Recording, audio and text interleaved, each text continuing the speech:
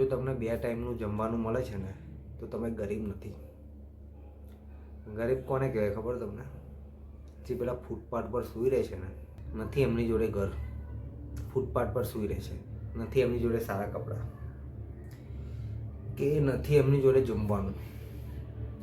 એ બિચારા, તમે જોજો, અમુક વ્યક્તિ એવા છે કે ભીખ માગે છે, અમુક વ્યક્તિ એવા છે ને કે જે કંઈક કરે છે, કંઈ પણ નાનું એવો ધંધો, કંઈ પણ નાનું એવી સ્ટોલ નાખીને બેઠા હોય છે અને તૈના તૈયા જ રહે છે. એમની જોડે કંઈ ઓપ્શન નથી બીજો. જે થોડું ઘણું મળે એમાંથી ખાઈ લે છે. મળ્યું તો ખાઈ ન કંઈ નહીં. એને કહેવાય ગરીબી. તારી જોડે તો ઘર છે, તારી જોડે ફેમિલી છે, તને 2 ટાઈમનું જમવાનું મળે છે, તારા માટે એટલું તો છે કે ભાઈ તું સારી રીતે ફરી શકે. હા, તું હેવી કપડાં નથી લઈ શકતો, તારી જોડે હેવી મોબાઈલ નથી, તારી જોડે બાઇક નથી, એને ગરીબ નહીં કહેવાય. એટલે તું ગરીબ વિચારવાનું બંધ કર. તું ગરીબ વિચારીશ તો તું ગરીબ બનીશ. તું સારું વિચારીશ તો તું સારો બનીશ. તું વિચારીશ કે મારા જો પૈસા નથી તો તારા જો પૈસા આવે નહીં. તારા વિચારો અને તારા કોન્ફિડન્સ પર બધું નિર્ભર છે. તું શું વિચારે છે? તારે પોઝિટિવ વિચારવાનું છે, હંમેશા નેગેટિવ નહીં વિચાર. તને એવું લાગે છે કે હું સારું વસ્તુ બોલીશ, હું લોકોની સામે સારો દેખાઈશ તો લોકોની મને નજર લાગશે, તો એ વસ્તુ ખોટું છે. નજર ક્યારે લાગે? તારી જોડે હોય તો નજર લાગે. તારી જોડે છે નહીં, તારે પામવાનું છે, તારે હાસિલ કરવાનું છે. પણ જો તું હંમેશા નેગેટિવ જ વિચાર્યા કરીશ ને, તારું કામ થતું હશે ને એ પણ બગડી જશે. એટલે મારે ખાલી કહેવાનો ઉદ્દેશ્ય એ જ છે કે ગરીબ છે નહીં, આપણે ગરીબ જાતે બનીએ છીએ. આપણા હાલતથી આપણે ગરીબ બનીએ છીએ. વાત ઓછી કરવાની, લોકોને કહેવાનું ઓછું કે હું આ કરીશ, હું આમ કરીશ, હું તેમ કરીશ. આપણે કરીને બતાવવાનું. તું છે ને 1 વર્ષ સુધી કંઈ જ નહીં કર, તું ગાયબ થઈ જા, ખાલી કામ પૂરતો જાય. પછી તું તારા કામમાં મગ્ન થઈ જા. તું નવરો ના દેખાવો જોઈએ. તારી જોડે ફ્રી ટાઈમ હોય ને તો તારે મોબાઈલ લઈને બેસી નથી રહેવાનું.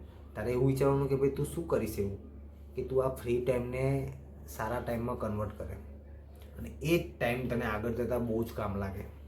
મને ખબર છે કે તું જોબ કરે છે, તું કંઈ સ્ટોરમાં જોબ કરતો હશે, તું હેલ્પરમાં જોબ કરતો હશે, કે પછી તું ઓલા ઉબર ચલાવતો હશે. તો એનાથી તારું પેટ ભરાશે, તારા સપના પૂરા નહીં થાય. અને મને ખબર છે કે તારા સપના કેટલા મોટા છે.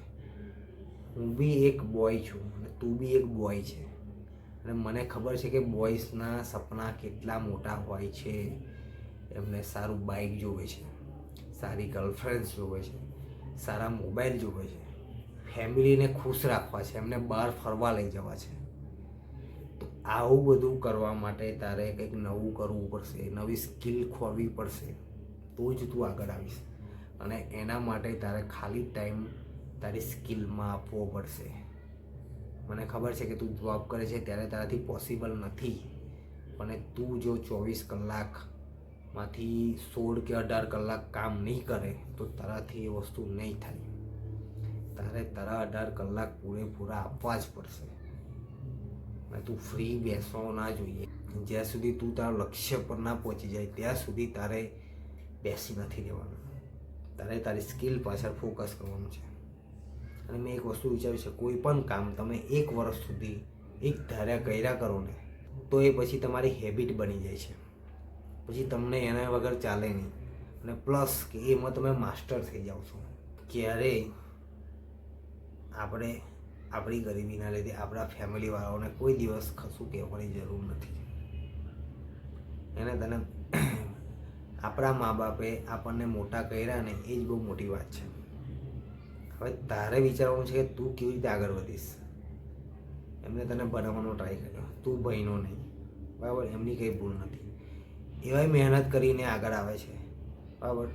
તું આવ્યો અને તારા લીધે એ લોકોનું સપના છોડીને તારા સપના પૂરા કરે છે, બરાબર. એટલે એમને કશું કહેતો નહીં. તારે શું કરવું છે તારે જાતે વિચારવાનું છે. અને જો તારે સાચે કંઈક કરીને બતાવવું હોય ને તો તારે તારું કામ તો એક તો ચાલુ રાખવું પડશે. પ્લસ કે તું તારા કામમાં, તું તારી જોબમાંથી હું તને કહું છું ને કે જો તારી જોડે પૈસા હોય અને તું બી જો કંઈક બાઇક કે મોબાઈલ લાવવાનું વિચારતો હોય, એ પણ એમનેમ ફરવા માટે, તો નહીં લાવતો. એકવાર જો તે EMI ચાલુ કરી દીધા તો તારાથી કંઈ નહીં થાય. એના કરતાં તું થોડાક સેવિંગ કર અને તું જે કોઈ પણ શીખતો હોય એમાં તું ઇન્વેસ્ટ કર. હા, તારો પગાર છે, તું EMI કરીને લાવી શકે છે, પછી તારો બધો પગાર એમાં થઈ જશે અને તું પછી એક લૂપમાં ફસાઈ જશે કે ભાઈ તારે જવાનું છે, મહિને પગાર લાવવાનો છે, EMI ભરવાનો છે, પછી તારાથી કંઈ નહીં થાય. એ લૂપ તને ગોળ ગોળ રાઉન્ડમાં ફસાઈ દેશે. આ મારી વાત કરું, મારી જોડે આવું થઈ ગયેલું છે. હજુ બી હું લૂપમાં ફસાયેલો છું. એટલે આવું ના તારે ઈચ્છવું હોય તો તું આ કરજે. મારા જેવી ભૂલ ના કરતો. એને ભેગા કર અને તું તારી સ્કિલ પાછળ ઇન્વેસ્ટ કર. આગળ જતાં તને કામ લાગે એવું કર. કેમ કે બાઇક વસ્તુ એવું છે, મોબાઈલ વસ્તુ એવું છે કે 9 દિવસ તને 9 દિવસ સારું લાગશે, પછી એવું લાગશે કે ભાઈ પેલું લીધું હોત તો સારું હોય, પેલો મોબાઈલ લીધો હોત તો સારું. એવી ભૂલ તું ના કરતો. અને ખરેખર જો તારે આગળ આવવું હોય ને તો ખાલી એક જ વસ્તુ માઇન્ડમાં વિચાર કે તારે કંઈક કરવું પડશે, તારે કંઈક બનવું પડશે, તો જ તું આગળ આવીશ, આગળ આવીને બતાવીશ. અને એના માટે તારે 24 કલાકમાંથી 18 કલાક કામ કરવું પડશે ને કરવું જ પડશે. અને એ પણ 1 વર્ષ, 2 વર્ષ, 3 વર્ષ, જ્યાં સુધી તું કામયાબ નહીં થઈ જાય ત્યાં સુધી તારે કરવું જ પડશે. કોઈ ઓપ્શન જ નથી તારી જોડે. તારે નથી કરવું, તારે બેસી રહેવું છે તો તારી જોબ બરાબર છે, તું કર્યા કર, કંઈ નહીં થાય. તું ખાલી પેટ ભર ખાયા કરજે, બીજું કંઈ જ નહીં થાય તારાથી. તું તારે સારું ઘર જોતું હશે ને તો તારે આ વસ્તુ કરવું પડશે. કેમ કે તું માન તો EMI ભરી રહેતો હશે, તું કંઈથી પછી ઘર લેવાનો, ગાડી લેવાનો, બહાર ફરવા લઈ જવાનો તારા ફેમિલીસ વાળાઓને નથી કરી શકવાનો. એના માટે તારે કંઈક મોટું કરવું પડશે. મોટું એટલે એવું કે ઠીક 5 વર્ષ તારે ગણીને રાખવાનું. 5 વર્ષ તારે મહેનત કરવાની છે, પછી કરવાની જ નથી. તું ગાડી લે છે તો તું 5 વર્ષના EMI કરાવે છે, તો તું 5 વર્ષ EMI તો ભરે જ છે મહેનત કરીને. તો તું એવું વિચાર કે તે એક EMI લીધો છે, કેવો મહેનત કરવાનો. તારે 5 વર્ષ ઠીક મહેનત કરવાની છે, પછી જોજે કે તારો મહેનત કેવી રંગ લાવે, તું કેવી રીતે આગળ આવે છે. એવી રીતે વિચાર તો તું જલ્દી કામમાં મન લાગશે તારું. અને તારે તારું કામમાં મન લગાવવું જ પડશે. કેમ કે જ્યાં સુધી તું માઇન્ડથી સ્ટ્રોંગ નહીં થાય ને ત્યાં સુધી તારું કંઈ નહીં થાય. અને મને ખબર છે કે આમાં મોટિવેશનની જરૂર નથી, આમાં ડિસિપ્લિન જોઈએ તારું. કેમ કે મોટિવેશન કેવું છે કે તું જ્યારે મોબાઈલ મચેતો હશે, 2-3 જીમના વર્કઆઉટના વિડીયો આવે એટલે તને એવું થશે ચાલ વર્કઆઉટ કરવું છે, હવે વર્કઆઉટ કરવું છે. અને થોડી વાર વર્કઆઉટ કરીશ પછી અઠવાડિયું તો વિડીયો નહીં જોવું, એટલે તું કંઈ નહીં કરે. પાછું અઠવાડિયા પછી વિડીયો આવશે એટલે પાછો તું ચાલુ કરીશ. એ કહેવાય મોટિવેશન. ડિસિપ્લિન કોને કીધું કે તું ના મારે રેગ્યુલર કરવાનું છે અને ટાઈમ આપવો જ પડશે, મારે 1 કલાક મારે વર્કઆઉટ કરવું જ પડશે, ગમે તે થાય, મારે 1 દિવસ બી સ્કીપ નહીં થાય. એને કહેવાય ડિસિપ્લિન. તો તારે ડિસિપ્લિનથી કામ કરવાનું છે. અને મને ખબર છે કે તું કરીશ. બસ ખાલી તારે શું છે કે તું એક જે લૂપમાં ફસાયેલો છું ને એનાથી તારે બહાર નીકળવાનું છે, બીજું કંઈ નહીં.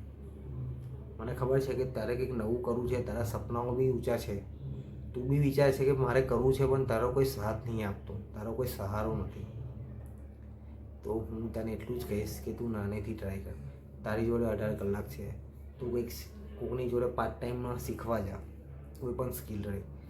એને એવું કહે છે કે ભાઈ મારે પગાર નથી જોતો, મને ખાલી શીખવાડો તમે. એકવાર મન લગાવીને શીખી લે, પછી કમાવાનું જ છે. એકવાર તું એને માસ્ટર કરી લઈશ ને પછી તારે જોડે હમેથી ક્લાયન્ટ આવશે. એટલે એકવાર શીખી લે તું. ગમે તે મારી મજરી માથું જીગીને તું શીખી લે એકવાર. બસ હું તને એટલું જ કહીશ. પછી તારે કોઈની જરૂર નહીં પડે. અને એક જ વસ્તુ કહીશ કે જો આગળ આવવું હોય તો મહેનત કરવી પડશે અને ટાઈમ આપવો પડશે. અને આવી રીતે જ જો મારો વિડીયો તો આખો જોયો હોય તો બહુ જ આભાર તમારો. અને જો ગમ્યો હોય તો પ્લીઝ સબસ્ક્રાઈબ કરી દેજો. Thank you. જય માતાજી.